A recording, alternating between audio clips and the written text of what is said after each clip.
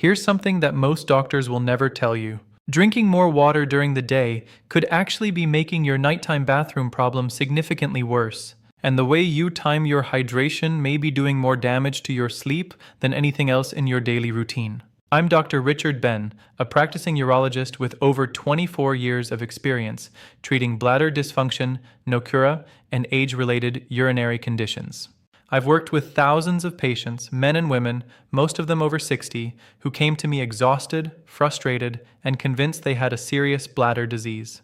And the truth is, the majority of them simply didn't know how to drink water correctly. Now, in my previous video, I explained the 5 warning signs that your gut is leaking toxins into your bloodstream. And that video struck a nerve with so many of you. Today, we're going to go even deeper into something that affects your sleep, your heart, your kidneys, and your quality of life every single night. A landmark study published in 2019 by Nagasaki University in Japan, one of the most cited noctura intervention studies in recent years, found that targeted changes to fluid intake timing reduced nighttime urination episodes by an astonishing 40% in adults over the age of 65. 40%? No medication, no surgery, no expensive procedures, just a smarter relationship with water. Before we go further, I want to ask you something. How many times do you wake up at night to use the bathroom? Drop your number in the comments below. And if you're over 60, tell me that too. Your experience matters, and you might be surprised how many people are going through the exact same thing. Today, I'm going to walk you through the 3 most powerful hydration habits you need to know, ranked from foundational to genuinely life-altering. By the time we reach number 1, you will understand something about your own bladder and your own body that most people never figure out. And trust me, number 1 is not what you expect. In fact, it's the opposite of what you've been told your entire life. Don't skip ahead. Let's begin with number 3. And this one surprises almost every patient who walks into my clinic for the first time. Your kidneys are not passive filters. They are dynamic rhythmic organs that actually change their behavior based on the time of day. During daylight hours, your kidneys are in full production mode, filtering your blood rapidly and producing urine at a high rate. But as evening falls and your body prepares for sleep, a hormone called vasopressin, also known as antidiuretic hormone, rises significantly in your bloodstream. Vasopressin signals the kidneys to slow down urine production, concentrate the urine that is being made, and give your bladder a chance to rest overnight. This is the body's natural design. The problem is, if you drink a large volume of fluid in the 2 or 3 hours before you go to bed, you overwhelm that vasopressin signal. Your kidneys keep producing urine even as you try to sleep, and your bladder fills up faster than your brain's sleep center can suppress the urge to void. A 2020 study from the University of Toronto, published in the Journal of Urology, examined 412 adults with documented nocturia and found that those who implemented a structured fluid cutoff 2 to 3 hours before bedtime reduced their average nighttime voids from 2.88 per night to just 1.6, a 43% improvement. A separate 2018 study from MRI University Medical Center in the Netherlands confirmed these findings, showing that evening fluid restriction led to a 38% reduction in nocturnal urine output volume in participants aged 60 and above. One of my own patients, Mahi, a 68-year-old retired schoolteacher from Ohio, came to me getting up 4 times a night. She was drinking herbal tea, water, and juice right up until she turned off the lights. After we implemented a simple 7:30 p.m. cutoff time based on her 10:30 p.m. bedtime, she was down to 1 nighttime void within 3 weeks. She told me she felt like she had her life back. Now, age plays a critical role here. After the age of 60, vasopressin secretion begins to decline measurably. Research from the University of Amsterdam, published in 2017, found that adults over 65 produce up to 30% less vasopressin at night compared to adults in their 30s and 40s. This means that even a modest amount of evening fluid, 2 or 3 glasses, can tip your bladder over its threshold when you're older, whereas that same amount would have been handled effortlessly in your younger years. This is not a disease, it is biology, but it is biology you can work with. To implement this, starting tonight, simply identify your target bedtime and count back 2 and 1/2 hours. That is your last fluid intake moment. Set a gentle phone reminder if you need to. Your last beverage should be small, no more than 6 ounces, and it should not be caffeinated or alcoholic, because both caffeine and alcohol interfere directly with vasopressin function and will amplify your nighttime output regardless of volume. This habit pairs powerfully with number 2 on our list, because number 2 addresses what you drink, not just when you stop. And what you've been putting into your body before that cutoff window may be silently sabotaging everything. Coming up next, we talk about the hidden bladder irritants that most people consume every single day without realizing they are sending their bladder into overdrive. And one of them is probably sitting on your kitchen counter right now. Number 2 is where things start to get really interesting, because this is the habit that fundamentally rewires your entire relationship with water. Most people I see are not drinking too much water overall. In fact, many are dehydrated. The problem is the distribution. They drink very little in the morning, a moderate amount at lunch, and then they try to catch up in the afternoon and evening, flooding their system with fluid right when their kidneys need to be winding down.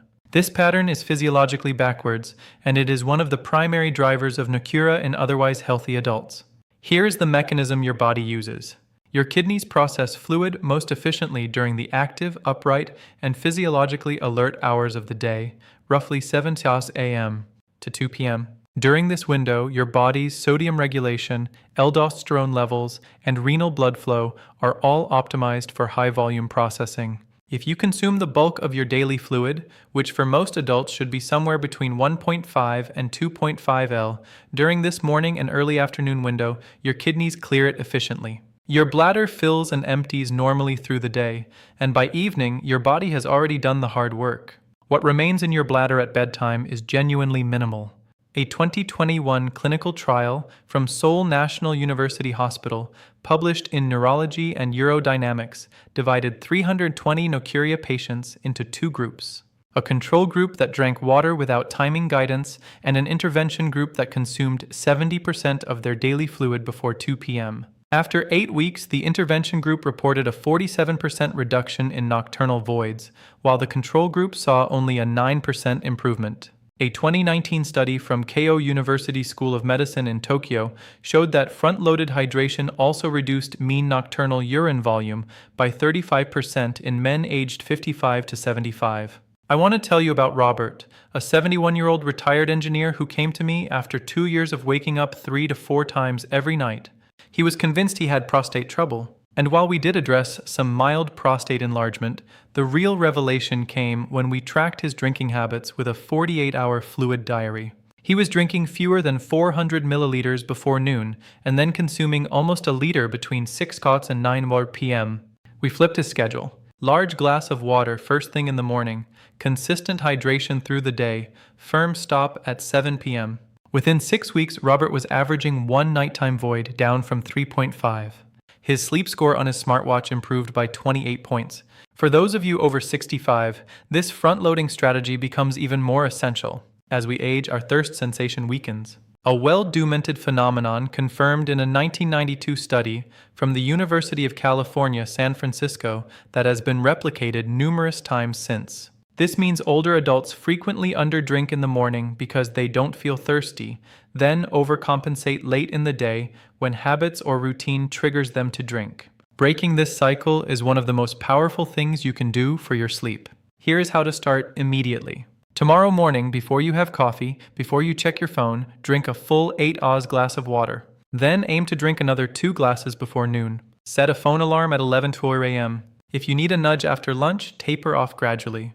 By 5 p.m., shift to sipping only. This does not cost you anything. It does not require a prescription. And when you combine it with the cutoff window from number 3, you create a synergistic effect. Your kidneys get the volume they need early, and then they get the signal to rest that they need at night. But here is what almost no one talks about, and what I consider the most important discovery in nocura management in the last decade. Number 1 is not about when you drink or even how much you drink. It's about something happening in your body while you sleep that you have almost certainly never thought about. And here we are. Number 1. I want you to lean in for this because in my 24 years of practice, this is the single concept that has transformed outcomes for more patients than anything else I have ever implemented. And when I first explain it to patients, almost every single one of them looks at me the same way with complete and utter surprise. The concept is this. For many adults, particularly those over 60, nighttime urination is not primarily a bladder problem. It is a fluid redistribution problem. Here's what happens. Throughout the day, if you consume a moderate to high sodium diet, which the average American absolutely does, taking in nearly 3,400 milliliters daily, according to the CDC, fluid accumulates in the tissues of your lower body, particularly in your legs and ankles. This is called peripheral edema, and it may be subtle enough that you don't even notice it. But when you lie down flat at night, gravity no longer holds that fluid in your legs. It redistributes upward, re-enters your circulation, travels to your kidneys, and is filtered directly into your bladder. This is why so many people feel perfectly fine going to bed, and then find themselves urgently needing the bathroom within 60 to 90 minutes of falling asleep. A remarkable 2017 study published in the Journal of Urology by researchers at Nagasaki University, one of the most talked about nocturia papers in recent years, enrolled 321 participants and had them reduce their daily salt intake from an average of 10.7 green to 8 green. Just that modest reduction produced a 25% decrease in nighttime voids, with participants going from an average of 2.3 nightly bathroom trips to 1.7. A follow-up study from the same institution published in 2020 showed that combining salt reduction with afternoon leg elevation produced a combined 52% reduction in nocturnal urinary volume, a staggering outcome for such a simple zero-cost intervention. This is where the synergy with our earlier two habits becomes explosive. When you front-load your hydration before 2 p.m., whilst you minimize afternoon fluid intake. When you reduce your sodium, you reduce the amount of fluid your tissues retain during the day. And when you combine both with a firm evening cutoff, you send your kidneys into the night with very little work left to do. These three strategies compound on each other in ways that no single intervention can match. Let me tell you about Dorothy, a 76-year-old woman who had been waking up 4 to 5 times every night for over 3 years. She had tried 2 different medications. She had done pelvic floor therapy and nothing had given her sustained relief. When she came to me, I ordered a simple 24-hour urine collection and a dietary recall. Her sodium intake was over 4,000 milliglarn per day, well above recommended levels, and her nighttime urine output was 68% of her total daily urine volume. That is a textbook sign of nocturnal polyuria driven by fluid redistribution. We implemented a sodium reduction to under 2,300 milliliters, added an afternoon rest period with her legs elevated for 30 to 45 minutes, and combined that with the hydration strategies we've already discussed. Within 8 weeks, Dorothy's nighttime voids dropped to 1 to 2 per night. Her total nocturnal urine output fell by 44%. She wept during our follow-up appointment. After 60, this mechanism becomes dramatically more pronounced for 2 reasons. First, the venous walls in the legs become less elastic, making it easier for fluid to pull in soft tissue.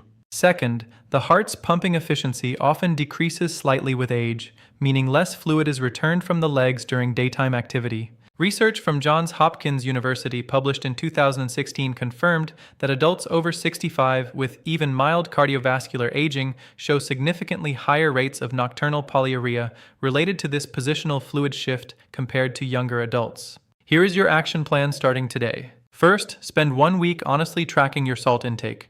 Read labels. The biggest hidden sources are bread, canned soups, deli meats, and restaurant meals. Aim to get below 2,300 milliliters per day. And if you can reach 1,500, even better. Second, if you tend to sit for long periods in the afternoon at a desk, watching television or reading, elevate your legs for 30 to 45 minutes before dinner. A pillow under your calves works perfectly. This simple position shift allows your circulatory system to return that pulled fluid to your bloodstream and kidneys while you are still awake and upright, so your bladder handles it before bedtime instead of at 2 a.m. Third, and this ties everything together, combine this with your morning hydration habit and your evening cutoff. This trio of strategies works as one unified system, and the results for patients who implement all 3 consistently are truly remarkable. Now let's bring it all together. Let's bring this home. Number 3, Establish your fluid cut off 2 to 3 hours before bed because your kidneys need that time to wind down alongside the rest of your body.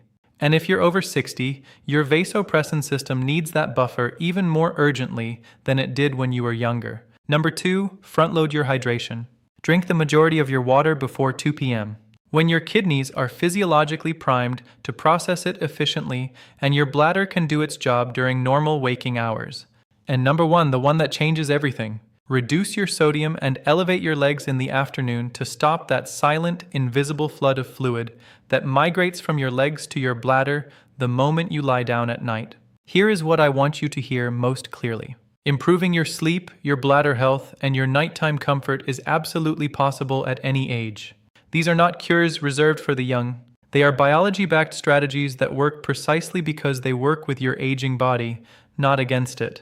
Now, I want to know which of these 3 will you start first? And what is your biggest challenge when it comes to waking up at night? Tell me in the comments. I read every single one, and your question might become the subject of my next video. If this helped you, please hit the like button right now. It tells YouTube that this information is reaching the people who need it most. Subscribe so you don't miss what's coming next. Share this with someone you love who is losing sleep. And leave your thoughts below. Your body is not broken. It is simply waiting for the right information. And now you have